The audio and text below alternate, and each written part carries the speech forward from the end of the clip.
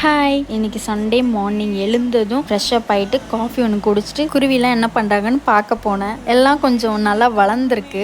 ரெக்கெல்லாம் முளைச்சோன்னு அவங்களுக்கு ட்ரை பண்ணுறாங்க பறக்கிறதுக்கு. அதுக்கு பிறகு கையெல்லாம் கொண்டு வந்தோன்னா அவங்களுக்கு ஃபுட்டு தான் எடுத்துகிட்டு வரணும்னு சொல்லி கடிக்கலாம் பார்த்தாங்க. அதுக்கு பிறகு அவங்கள பார்த்து முடிச்சுட்டு வீட்டுக்கு வந்து மதியம் வந்து என்ன லன்ச் பண்ணலாம் அப்படின்ட்டு கேட்டேன். ஹஸ்பண்ட் கேட்டேன், மஷ்ரூம் பிரியாணி பண்ணிவிடு அப்படின்னு சொன்னாங்க.